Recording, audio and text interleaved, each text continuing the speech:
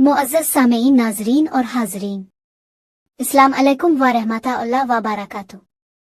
आज की वीडियो में हमारा टॉपिक है नमरूद का वाक़या। नमरूद शिनार का बादशाह था जिसका किस्सा बाइबल में भी दर्ज है। इस बादशाह का नाम नमरूद बिन कनान बिन साम बिन नू था। उसका पायतख्त बाबाल था। उसके नसब में कुछ इख्तिलाफ भी है। हजरत मुजाहिद फरमाते हैं, दुनिया की मशरिक मगरिब की सल्तनत रखने वाले 4 हुए, जिनमें से 2 मोमिन और 2 काफिर, हजरत सुलेमान बिन दाऊद और हजरत जुल्करनैन, और काफिरों में नमरूद और बख्त नस्र। मुफस्सिरीन का बयान है कि ओ नमरूद बिन कनान बड़ा जाबिर बादशाह था। सबसे पहले इसी ने ताजशाही अपने सर पर रखा। इससे पहले किसी बादशाह ने ताज नहीं पहना था। ये लोगों से जबरदस्ती अपनी प्रस्तिश कराता था। काहिन और नुजूमी उसके दरबार में बकसरत इसके मुकर्रब थे। नमरूद ने एक रात ये ख्वाब देखा कि एक सितारा निकला और उसकी रोशनी में चांद, सूरज वगैरह सारे सितारे बेनूर होकर रह गए। काहिनों और नुजूमियों ने इस ख्वाब की ये ताबीर दी कि एक फर्जंद ऐसा होगा जो तेरी बादशाही के जवाल का बाइस होगा। ये सुनकर नमरूद बेहद परेशान हो गया और उसने ये हुक्म दे दिया कि मेरे शहर में जो बच्चा पैदा हो वो कत्ल कर दिया जाए और मर्द औरतों से जुदा रहे। चुनांचे हजारों बच्चे कत्ल कर दिए गए, मगर तकदीरत नलावा को कौन टाल सकता है। इसी दौरान में हजरत इब्राहिम अलैहिस्सलाम पैदा हो गए और बादशाह के खौफ से उनकी वालिदा ने शहर से दूर पहाड़ के एक गार में उनको छुपा दिया। इसी गार में छपकर उनकी वालिदा रोजाना दूध पिला दिया करती थी।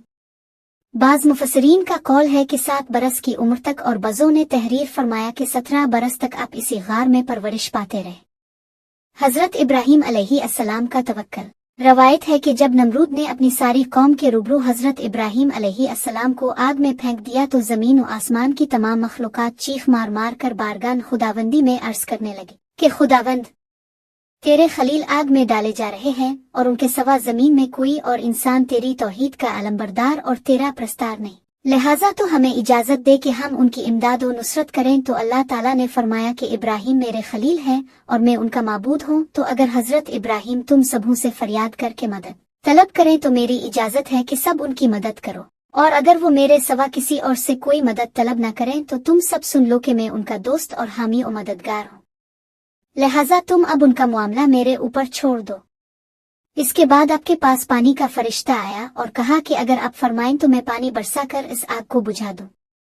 फिर हुआ का फरिश्ता हाजिर हुआ और उसने कहा कि अगर आपका हुक्म हो तो मैं जबरदस्त आंधी चलाकर इस आग को उड़ा दूं। तो अपने उन दोनों फरिश्तों से फरमाया कि मुझे तुम लोगों की कोई जरूरत नहीं, मुझको मेरा अल्लाह काफी है और वही मेरा बेहतरीन कारसाज है। वही जब चाहेगा और जिस तरह इसकी मर्जी होगी मेरी मदद फरमाए। एक रवायत में ये भी आया है कि जब काफिरों ने आपको आग में डाला तो आपने इस वक्त ये दुआ पढ़ी। जब आप आग के शोलों में दाखिल हो गए तो हजरत जिब्रील अलैहिस्सलाम तशरीफ लाए और कहा कि ए खलील अल्लाह, क्या आपको कोई हाजत है? तो आपने फरमाया कि तुमसे कोई हाजत नहीं है। तो हजरत जिब्रील अलैहिस्सलाम ने कहा कि फिर खुदा ही से अपनी हाजत अर्ज कीजिए। तो आपने जवाब दिया कि वो मेरे हाल को खूब जानता है, लिहाजा मुझे इससे सवाल करने की कोई जरूरत ही नहीं है।